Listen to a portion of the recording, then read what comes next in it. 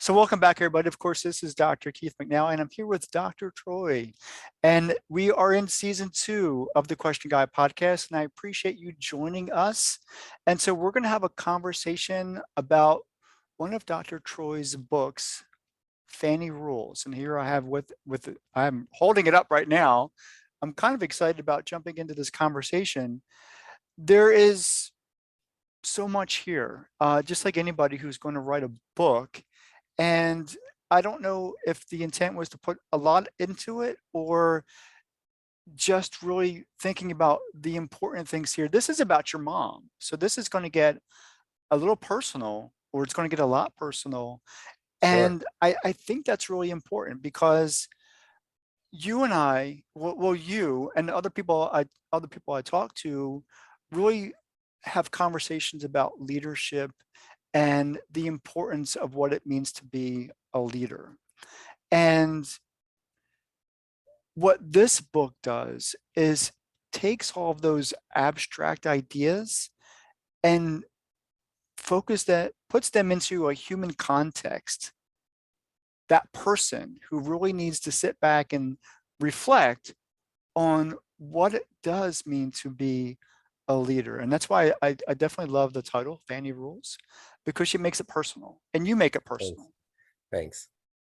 Well, first of So all, let me first of all just say this. go I ahead. am happy to be renewed for season 2.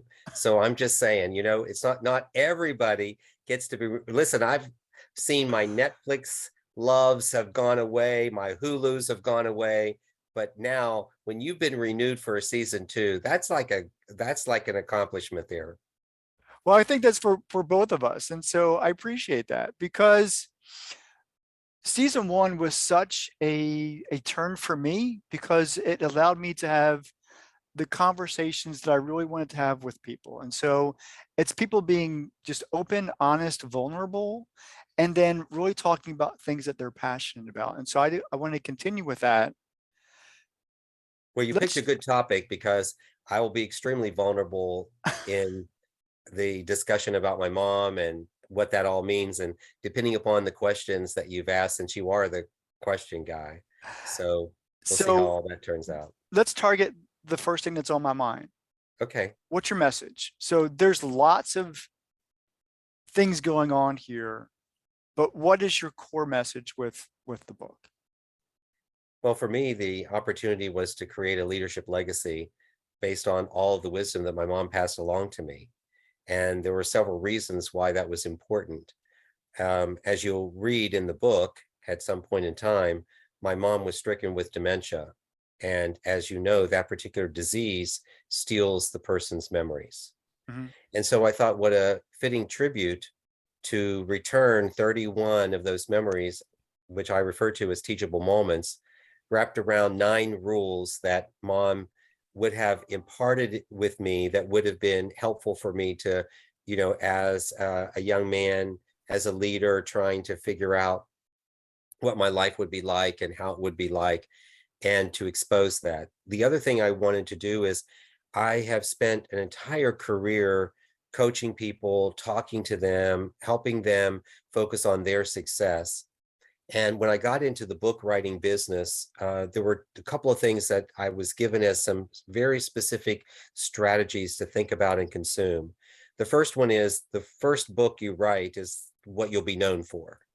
And so it becomes like, quote unquote, your authority voice, which we talked about in season 1.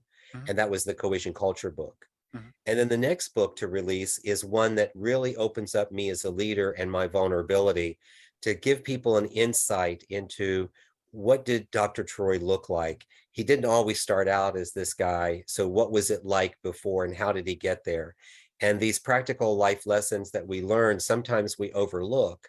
And I thought it might be a really great opportunity to bring those life lessons forward.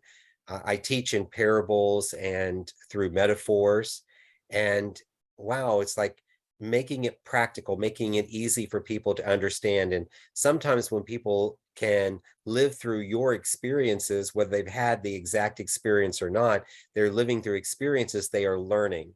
And that just really becomes an important aspect because mom was a teacher. She was always teaching me something somewhere along the way. And that's why mom is the star of the book and not dad. Mom was the nurturer and the caregiver. Dad was the protector and provider.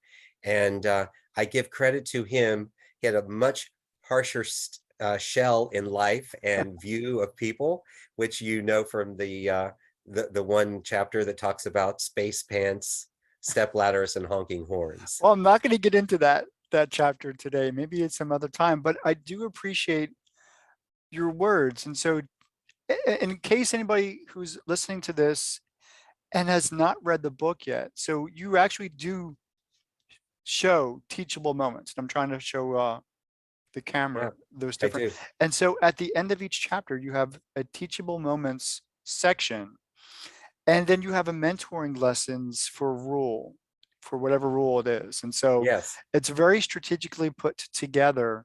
But I, just as an example, I want to kind of just shout out, you know, don't bother complaining, ain't nobody listening. So I love this. I love that chapter. Thanks. And so that's rule number 3. And so these are the types of, and it, because it sounds, gosh, it just sounds like being in somebody's house. And I think that was part of the strategy here, Yeah. is that we're living your life when you were younger. You know, it's come, we're reliving it. And so the words that you use, um, the ball and chain conundrum. And so I don't want to get into that today, but there are so many things. And Fanny didn't raise no fool, right? These are straight up things that you would hear in somebody's home. And so I have to make the assumption is these are the words that were used in your home. You know, mom Well, didn't raise no fool. Like no, and I I have think to one of the, assume that. I think one, and again, I don't have all the chapters memorized exactly. You know, when you write the book, you know, write them. So I'm relying on you pulling the physical copy and quoting some things from. But there, one of the chapters is, "Didn't Yo Fanny teach you?" Uh-huh. Yeah, and realistically, what that was about is oftentimes we would sit around and go, that person, their mama didn't teach them things. Like, didn't your mama teach you about this or about that? And Yeah. you know, also little tongue in cheek, understanding, you know, not every family has a great mother relationship, doesn't have a great father relationship. So I don't want anyone who's listening to this get themselves all, you know, wired or wigged out on it in that particular fashion. But what we're saying is, didn't someone invest in you enough to teach you these things? I just happened to phrase it around, didn't your mama teach you? Because the book was about my mom. So Yeah. it kind And of that's makes perfect. sense that Yeah. that would be perfect for the That title. that is perfect. And you know, Fanny, well, before we go further, explain, because you actually use mom and Fanny interchangeably in the Yes, book. And I guess, I'm going to have to assume everything is done with intent, but can you yes, explain that? One, who is sure. Fanny? Well, we already know Fanny's your mom, but how did Fanny's my she mom. get? Fanny, that was her nickname. And Okay. so in the book, I explain it, but just for the listeners, just to give them a heads up for this, because, you know, I had to understand that in different cultures, Fanny means something different, right? Okay. So that's why the subtext is called A Mother's Leadership Lessons That Never Grow Old. Right in the So that cover. Right. Hmm. people would know that, hey, I'm talking about Fanny rules. So there's a double entendre. It's not only are they Fanny's rules, but they are Fanny rules, meaning that she rules in leadership. She rules in these areas of expertise. Although she may not have had an academic background, she had a life lesson background. And so how mom got her name was Frances Rose, and her girlfriends always wanted her to be a little bit more aggressive sometimes in sharing her sexuality, right? Okay. As because back in those years, 50 and 60 years ago, if you were somewhere in a relationship by 18 to 20, that relationship wasn't going to happen. There Oh. was very few relationships happened afterwards. So they were trying to help Fanny along a little bit. They were trying to help Frances along a little bit. So they told her that she needed to do that. And she says, well, you know, it really wasn't her style, wasn't her thing. She was 98 pounds soaking wet. So they said to her, they go, girl, what you need is a little more Fanny. And you know what? And the only way you're going to get it is if we give you that nickname. So instead of Franny, they called her Fanny. Oh, And wow. that became the message to be her code to, step it up a little bit, be a little bit more lively in, some of the things that she did. And my dad's nickname was Slim. So for 65 years that they were married, most people only knew them as Fanny and Slim. Wow. And so when they did pass away, I had to put Fanny and Slim as their primary and then in parentheses their real name, because otherwise people would Oh not have, they no. would have Yeah. glossed right over it. If I'd used their real name first and in parentheses their nickname. And they love nicknames. Nicknames were so important to them because it was a term of endearment. It was a way for them to be connected in a Yeah. way, and they would have unique nicknames with individual people. So not everybody would use exactly the same sort of nickname. Give you an example. My dad, he was military, so he had the crew cut. Doesn't matter whether his hair was brown, his hair was white, he had that crew cut and it was all sticking right up. And so my son and my dad was a teaser. He liked to tease about things. And so my son had finally had it one day and he said to him, he goes, "What do you know? You're just an old fuzzball." And there was just like this huge silence for a moment. Oh my And gosh. they're How both old was your staring at each son? other. They're having this alpha moment where they're staring at each other. And the next thing, my dad belts out a belly laugh that you could hear clear down the holler. And he was laughing away. And he said, "That's it. That's what I've been trying to get out of you." He was trying to get my son to stand up for himself. And so my dad was like needling him a little bit. And when he finally said fuzzball, and so he became Papa Fuzzball for a good number of years before he passed away. Wow. That's And I beautiful. share that with you because there's a story about those stories about my dad aren't in the book because, as I said, before, Mom is the star of the book. Dad was a player. My brother even said to me when I told him I was writing the book, he says, "Well, don't leave Dad out." I said, "I won't. There'll be a special spot for Dad." So when you do get to that chapter about step ladders, space pants, and honking horns, then you'll see a little tribute to my dad. So, and I like that as a segue coming into this. When we look at rules, when we like look at things that we're told about, talked to, everybody has their own interpretation. I could read this and, pull from it what I need to, where my needs are, what I'm attracted to. Like Fanny didn't raise no fool. Everybody kind of wants that. We kind of want to be in a position where we have somebody looking out for us, looking over us, and teaching us, right from wrong. There are three important, well, there's lots of people, lots of important people in your life, but specifically, I kind of want to mention your wife, your dad, and yourself. And so each of these three people must look at this book and see it from different perspectives. I think that we will, but we also see it from a very similar perspective because of the intimate relationship we had with Mom, aka Fanny. And you asked earlier, and so let's address this to make sure that our listeners know we will keep track of when we ask questions that we do answer them. But in knowing the difference between Mom and Fanny, so when I was relating to was the very sensitive relationship that I have. She's Mom. When Okay. she was teaching, she was Fanny all the way. So I tried It, to use why is it Fanny important? because I wanted people to understand the difference between just a mom being casual in her communication and a mom turning on the teaching hat. And so, Okay. since I had this unique opportunity with her name and the way I was using it in the book, I thought I need to do it. And you might recall this at some particular point in time.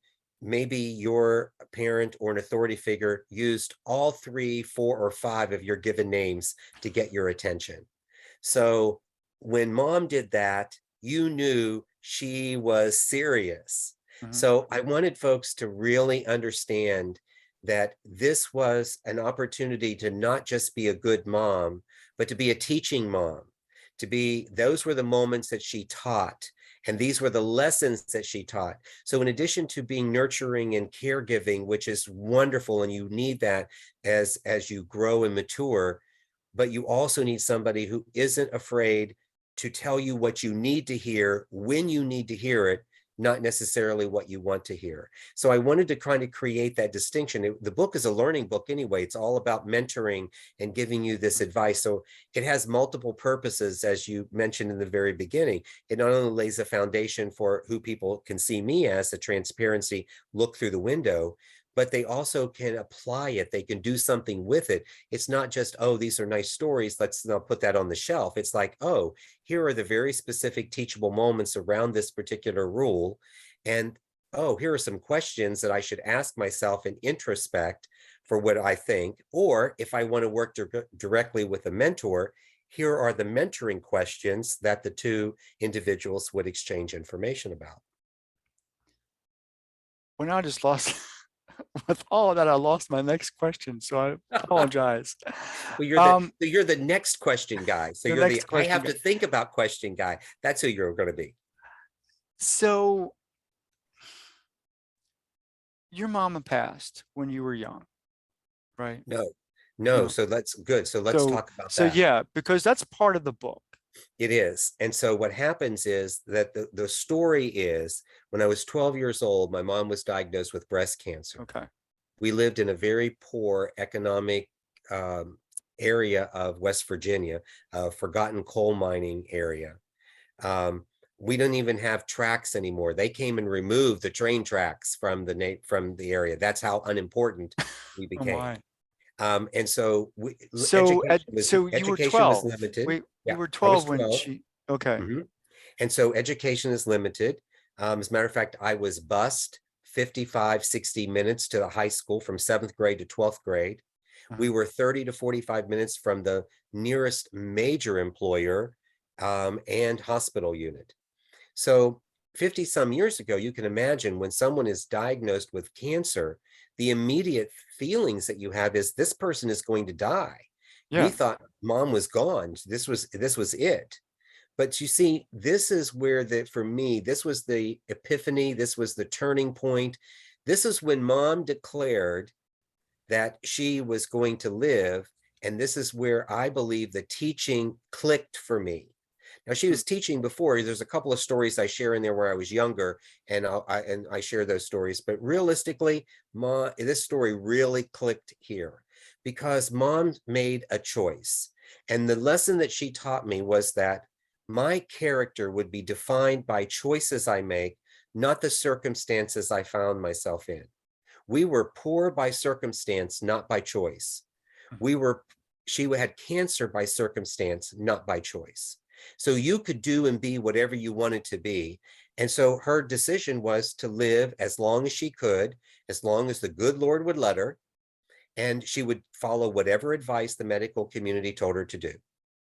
So they suggested to her that, and this was like in January or February of my finishing my 6th grade year, when Mhm. she was informed that she had cancer. Cancer. Okay. She waited until May of that year to have the surgery so that I would be out of school and I could take care of her during the summer. Mm. And that's the plan, because dad still had to get up at 6 o'clock in the morning. He had to have his breakfast. He had to have his lunch packed. Somebody had to clean the house. Someone had to change mom's bandages. Somebody had to get her to the the bathroom. I mean, any of those types of things. And we were in a community where there may have been people close by, but no one at that particular point in time would would be the person to step up and to do it, and we had to rely on family to do it. And so that So really was the were you the decision. So then, oldest child?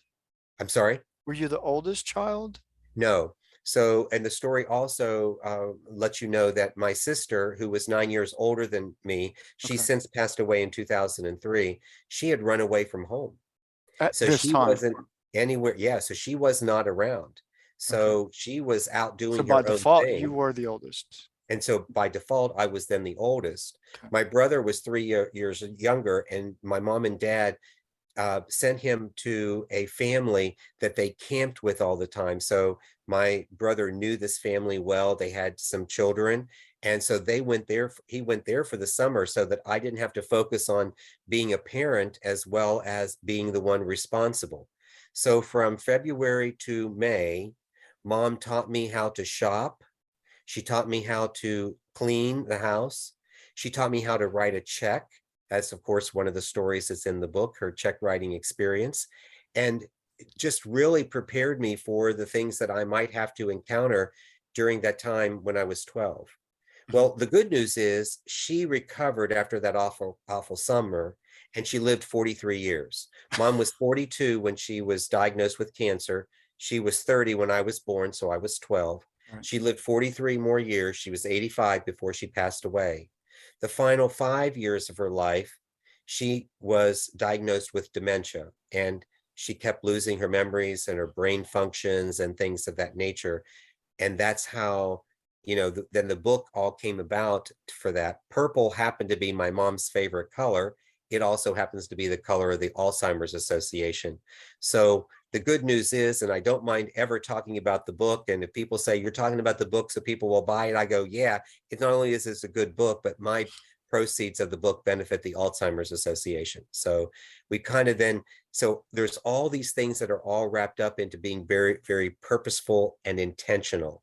Because you see, I believe in leadership, that people want to follow someone who's purposeful and intentional. They don't want to follow an accidental leader. They don't want to follow a leader who maybe just gets it right by guessing. It's okay, because I've been told before it's better to be lucky than smart. But I will say that it is important in leadership that you are much more intentional about what you do.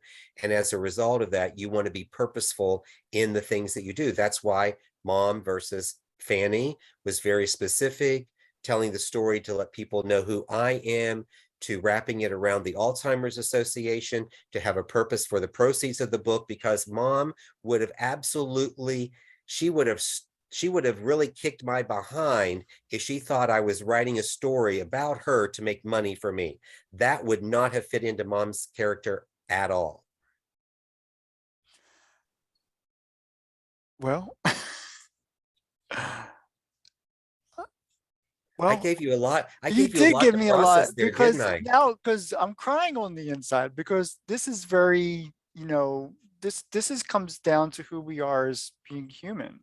And you're really grabbing on. So she literally spent her life teaching you what it was like to be an adult, how to step up and take responsibility, how to lead yourself, how to lead others, but from the human perspective. It's not just about, taking action and, driving towards a goal.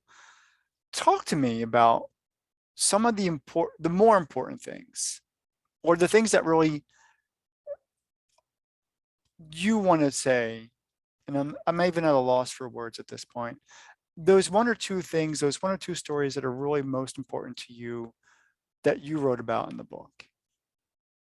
Is there something that sticks out? One, like a key takeaway? Well, well, first of all, there would be thousands of stories, and I was able to whittle them down to 31. So I think I prioritized fairly well. Okay. So now I'm You did. And so so now I'm looking at there's these no, 31, and I'm trying to think, okay, what would be some, really impactful stories. So one of the ones I'll share with you is one that happened at her bedside during the time that we would have lunch. And it was always like you kind of knew. See, sometimes you have to understand, at the moment, I don't think I recognize. So I talk about it now as though I had this great understanding at 12 years old what was happening. no, No, you didn't. this is Nobody as an did. adult looking back, I go, Yeah. oh, holy crap, that's what she was doing. I Yeah. now get it. So, when I would sit with her while we would eat, that's when she would be the strongest, because she was eating, she was up for that moment, and she wasn't having to recover from something.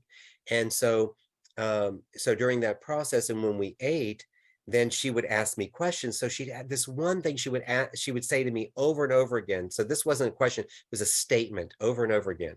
And she would say to me, she would say, Troy, she says, that, you know, on your ladder of success, she said, those people that you step on to get up to the top of the ladder are the same people you're going to see on your way back down. Wow. At Okay, and I'm 12, you like, don't know okay, what to what do do I? with that. I'm like, I don't know what to do with that, right? So I don't know anything to do that. But I am, but I do have a quick wit, from time to time, and have been known to exercise it. It's also sarcasm, which is my second language. And so mom would say this over and over again. And finally, I got to a point where I said to her, I go, Mom, I don't know. I don't understand this whole ladder thing. Like, I don't know, You what said, do you think I'm going to do? But I am not planning to step on anyone to get to the top of the ladder. And she said, great. Now we're on to our next lesson. So she would emphasize points to make and allow me to have self-discovery, which is why one of the greatest things that I can do when I coach and I work with people is to give them this unique opportunity for self-discovery, that you don't have to tell everybody what the recipe is, that you can give people the credit for figuring out the recipe somewhat on their own.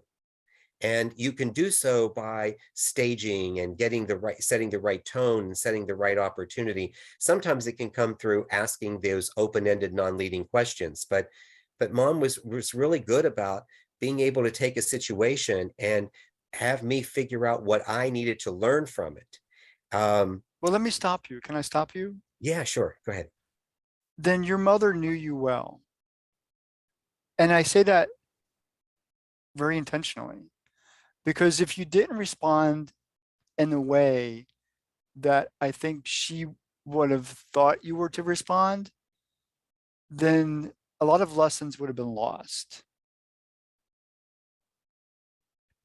Because because you may not have been a 12-year-old or a 14-year-old or a 16-year-old who reflected upon himself. I know I didn't at 12. Yeah, Not in that way. Not to say I don't understand your, but I grew up in different circumstances. Not to say, I don't understand, Mom, I don't understand this ladder story. yeah. But But you you see, reflected upon it them. was always, but see, it was all the stories. If you look through the thread, the stories Mhm. are all about relationships. Yeah. There's always something But your in the mama knew you. relationship.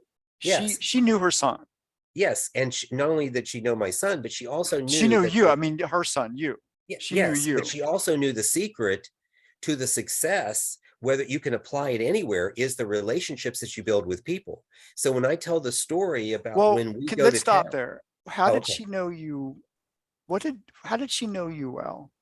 What was your relationship with your mom? And I say that because she's a miracle. If she wasn't expected to live, and now I'm going to go back to, yeah. just her being diagnosed with cancer. And this is years back. This is what, in the 50s? Well, in this particular case, it would be 50, if I do my math right, 53 years ago. Okay. And so she was literally, y'all expected her to pass. I mean, that had to been Yes, a reality. That was the yes, reality in your thinking. And yet she lived, what'd you say, 40? 43 more years. Yeah. So that's there's no other, I don't even have a word for it. Miracle, blessing. You could name it anything you want. So in that time, was she thinking, I'm going to live and I'm going to spend my day living? Or was she thinking, I'm going to die, and this is just a gift that I have, No, because when you're thinking she about, truly, no, she truly thought that she was going to live, but in her mind, she was going to live as long as the good Lord let her live. okay, She was very uh, biblically based, and she really and truly felt like it would be like her time would come when her time would come.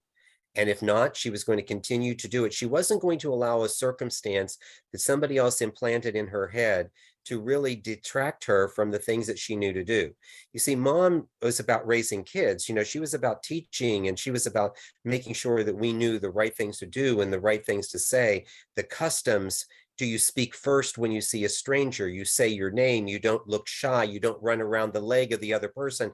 You actually extend your hand. You create a greeting. You do like all those types of things were always on the forefront in how you treat people. And if you didn't treat people well, then there was a lesson that was going to be learned in how you treated people. And Mhm. it didn't matter whether it was people outside of your family, but it was people inside your family, as you'll find when I had various experiences. One specifically with my brother that I share a story over my favorite toy, Billy Blastoff.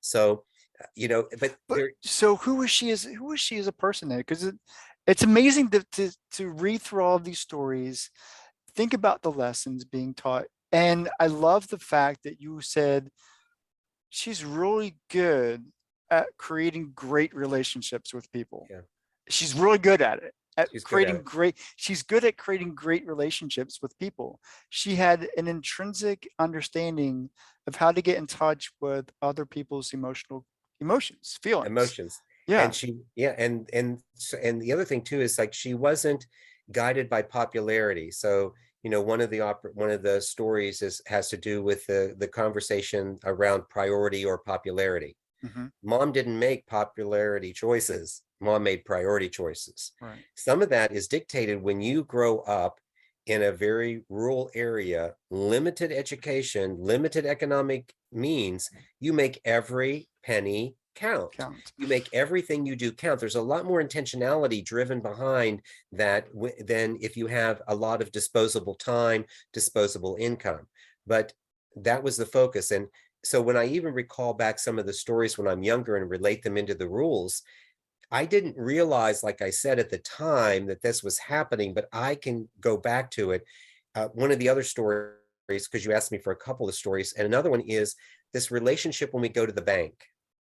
And so we're going to the bank. I didn't know it was the bank at the time. I didn't know until much later it was the bank, as I was recalling some of these stories, asking Mom, okay, let's talk a little. And I didn't know I was writing a book at the time, but these were things that were on my mind. And I think that's why they rose to the occasion for the book, because I had very specific conversation with her. Okay. But when we get there, first of all, we're in our best Sunday clothes, and we don't normally wear Sunday clothes on Wednesdays. We wear Sunday clothes on Sundays. Right. So we were in our very best looking stuff, and she had a very purposeful gait about her that day. She was very intentional about the things she was doing, where she needed to go. She was making the most of this visit. So we end up going to the bank, which I've now told you, but I didn't know at the time. This big building, and we go in, and the first person that she interacts with is Mr. Jenkins. And here, Mr. Jenkins, and I didn't know this, was the janitor. And Mom talks to Mr. Jenkins like she's known him forever and a best friend. We go up to the second or third floor, I can't remember how many it was, to the top of where the president's office was. And I think it's Miss Mary Ellen that Mom interacted with, who was a receptionist. Mom had never met that woman until that day, but you would never have known it. The relation, just her demeanor, her communication, her conversations with her, and the whole intention behind the meeting was to go to Mr. Lowndes, who owned the bank, and to let them know that Mom and Dad were late on their car payment, but they were good for it. And she brought cash with her to tell him, this is what I have for you today. I will have the rest for you. And she planned out when she would have the rest. Now, and I didn't know any of this. I'm sitting on this brown sofa while all this is happening, eating my little Smartie candies, which of course come into the story later as how Smartie candies become like one of my favorite candies, and how it relates to superpowers and superheroes and things of that nature. But Yes. so here we are, here we are having that little experience, and Mom gave me the candies. And I forget to say this, and I don't think I told this part in the book a little bit, some of the stuff you added out, but she was very specific when she handed me the package. She says, these need to last until I get back. So if you're on your last one and you don't see me walking down the hallway, she says, you better suck on it for a long time. Because she didn't want me to get up. She did not want me to be unruly. She didn't Right. want anybody to have to worry about I was kicking my feet, roaming around doing whatever. And I'm telling you, when Fanny gave you some pretty specific instructions, you listen to them. Yes. And and she went off, conducted her business, came out, and we had the exchange of pleasantries, and we went down, we saw Mr. Jenkins again. He held the door for us as we went out. Mom gave a customary courtesy nod to him. We went on our way, and it was just like for me, when I look back at that and I think about what I talk about for cohesion culture for organizations, and I tell you how important greetings are. The greetings set the tone for where you are, and it's not just your cursory hello, how are you? A greeting is an investment in a person. It's really giving them the credit for their identity and the true essence of who they are, and respecting those individuals regardless of what job they had. And so it was just it was a great experience to do that, and I know that has factored so much into the work that I do. It's about treating people, because I often will say this about culture, is that culture is built in how you treat people, not the treats you give them. And so if you want relationships with people, you create those mutual bonds of being compassionate, being teachable, being truthful, being a peacemaker, being pure of heart, being humble, extending grace. Those 7 attributes of an effective leader, Mhm. although I give credit to them coming from the Beatitudes, those are the lessons that my mom taught me about life and about who I could be as a person. And that teachability was so important, because if my mind wasn't ready to accept these messages, then I would have missed all of this. This all would have glossed over me. Mm. And we may not have had a book about Fanny Rules, and may not have had a book that actually taught core leadership at the very essence of it, all wrapped around relationships with people. And she knew this with a 12th grade education. And I believe it was because of her spirituality. I believe it's because she read the word every day, and she tried to take those lessons and bring those lessons to life somehow that would make sense for me, as a not only as a small child, as a teen, as a young adult, but even as an as a gentleman in his 30s. It wasn't until mom started those last 5 to 7 years of her life that we started losing that. Up until then, mom, or AKA Fanny, was teaching. I believe your statement that she took what was in the word, the Bible, and she made it applicable. I absolutely believe that. Just so, so my question then from all of this is, who are you? And I don't ask that in any negative way, because No, it's okay. you are honestly the product of what this is. I mean, this is her investment in her son and you. Truly, I would have to say. Yeah. And I would hope also in your brother, your younger brother. Um, am I close? I mean, this was literally her investment, and you Yes. wrote about it. Okay. Yes. So Yes. so who are you, Doc? Are you all of this? If we were to read this, not only would we learn about who your mother is and how she looked at life and what she valued, is this also you then? Dr. Troy, who are you? Well, I'm a combination of all the things that you may be reading in the book, but I wanted to come up with a way that allowed you to really identify with me very simply. And so I boiled it down to the fact that I am, at least this is, again, what I attempt to do. And I will tell you, in 45 years of being married, it's not perfect. It's always about the pursuit of performance, not perfection. So it's not how often do you get off it, but it's how quickly you get back on it that Mhm. matters. And so with that, I consider myself to be approachable, believable, and compassionate. And I think that really reflects not only who I am, but also all the teachings that Fanny provided to me throughout my life. And I want to be the type of person that people can say, yes, this guy I could connect with. And so he was always available. He never turned me down. He never looked the other way because I didn't look like him or didn't act like him. He had an ear to listen, and that he was believable, meaning that the things he would tell you, he sourced from truth. He didn't just make them up because they were nice things to hear, or things that's so it's one of those things that prompted the difference between the sounding board and the grounding board, and what Mm. that looks like with people in your life who are part of your wise counsel.